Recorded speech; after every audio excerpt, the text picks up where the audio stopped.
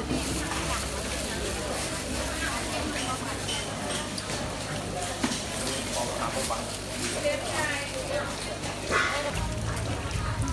ี่เงินนี่ได้เขาหรือเมื่อเงินเขาไม่เดี๋ยวเขาบนเงินถึงเมื่อเขานี่ยังยางโอ้ครับเลยครับครบ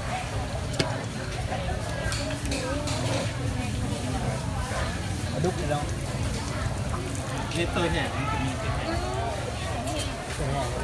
ได้ทำนี้ถึงขัดอยู่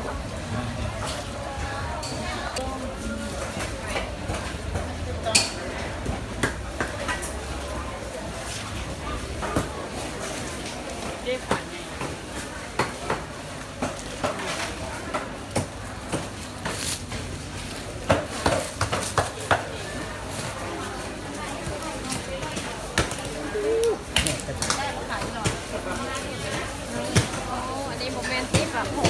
ป่านางปานางค่ะเดปานางนี่น่ะ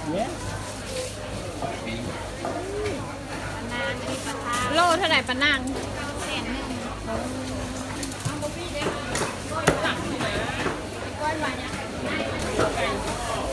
โลสลายเด็ดสีขาวแหวนค่ะและของที่ตายทั้งกีบทั้งเซ็น3 โล 4กับ18 3 โล 4 3 ยุด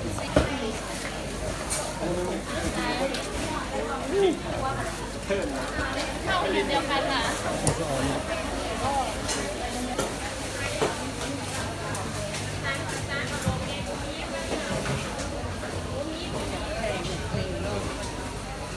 แม่นเลยนะ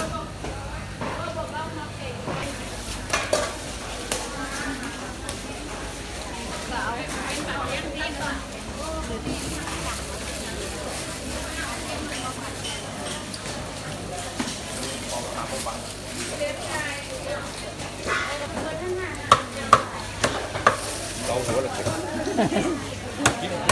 กินมาเบิ้ลกันอ่ะกินไม่ได้แล้วกินหัวมันหรอกกินหัวแต่กินหางมันเอามือก้อยเด้อเดี๋ยวเอาอะไรดีๆมาในนี่มันเฮ็ดให้ได้เอาไปถวายแมลงชั่วเลยนะก้อยเป็นคนแย่นี่โอ้กินหัวมันดอกก็เถอะบอกกินหัวมันค่ะแต่กินหางมันก็ได้ระวังมันแพงแล้ววันน่ะลุงมันนะระวังไอ้นั่นน่ะมันโหด้วยนี่เมืองบ้านเฮาเมืองบ้านเฮา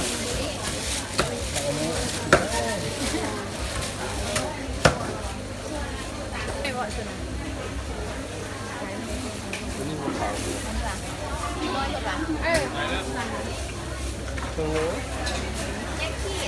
โอเค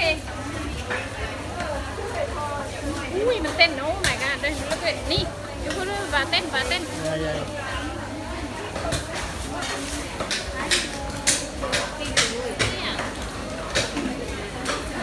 ลาย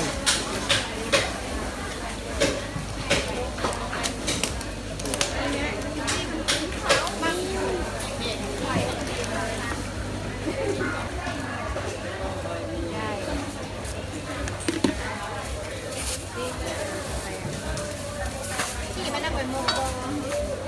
ที่มันเอามันรวมหลายอ่ะ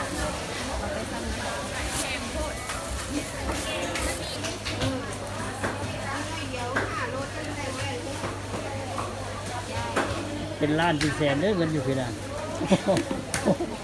ล้าน1 แสน1เงินเป็นล้านเลยโธ่เสียจากล้านแล้วมันนี่เจ้าเสียจากล้านแล้ว10 ล้านแล้วโอ้หลายเนาะ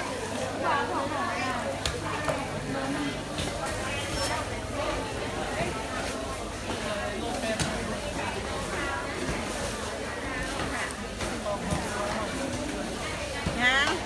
มันเปื้อนนี่นะโอ้ยเขาย่างเพราะ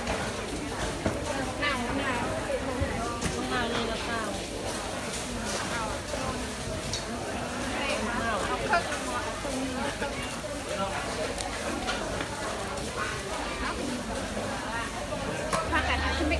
เขากระโดดกระ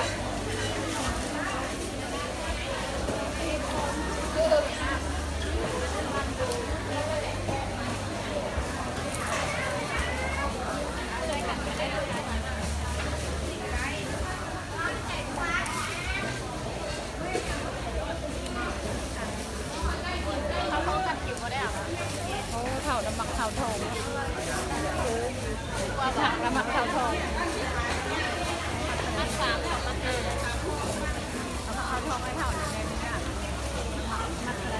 มัดสามมัดสองสามมัดห้า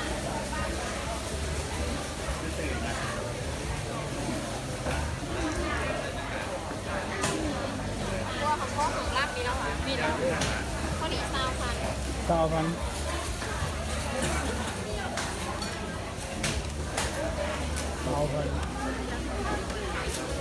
อาหารเจ็ดผัก ไม่ได้ฮอตระบบแสงนึงหรอก โอ้ยหอระ บ บบ ละ แสง ตา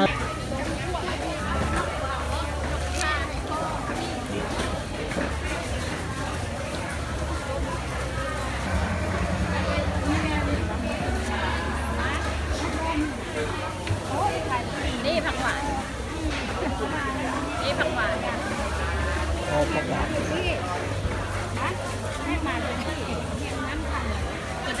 เฮ็ดปวกบ่เนี่ยเฮ็ดปวกบ่ให้หยัง เฟืองกินข่าวนั่งลม โอ้เฮ็ดขานางรม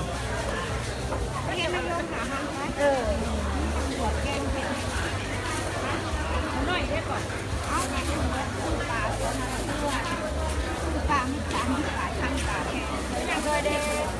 คิดว่าสุด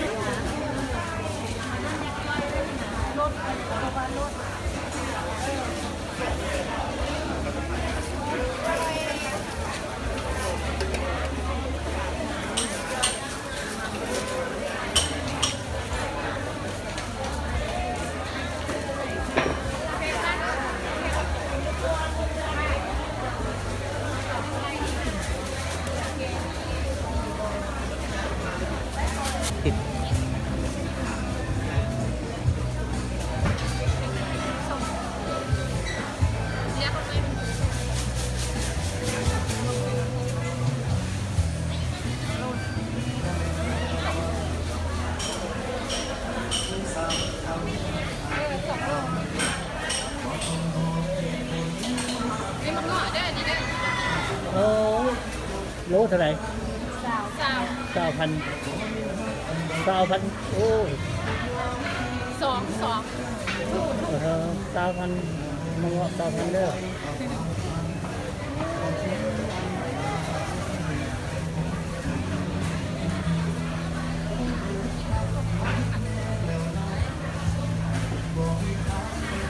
นี่จะเอาอ่ะเกี่ยงเลยบุญเกี่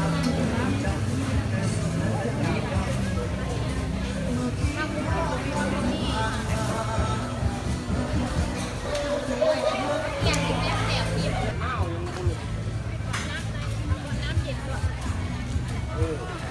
นี่อย่างเงี้ยไป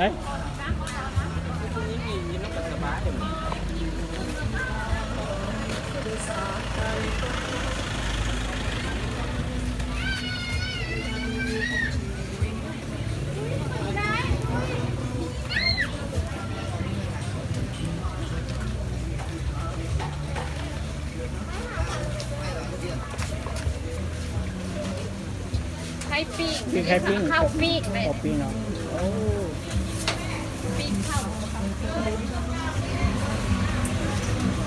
ยิ้มจะแก้วแห้งแล้ว ขอใช้นั่นหนึ่งเด้อ โอเคขอบใจบ้าย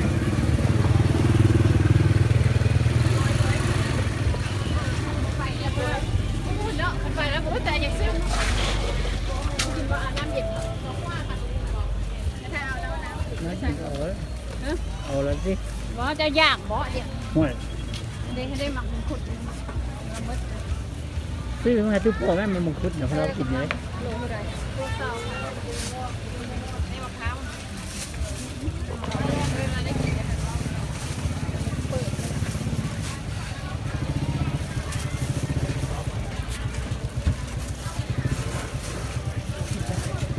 ไม่ก็เรียกตัวเด็กตัวเรียก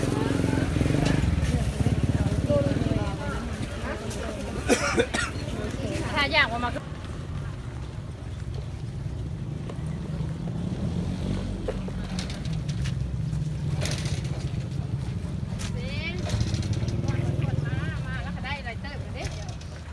ส มันกับไรมึงของมินมึงเราต้องเป็นเอกซอน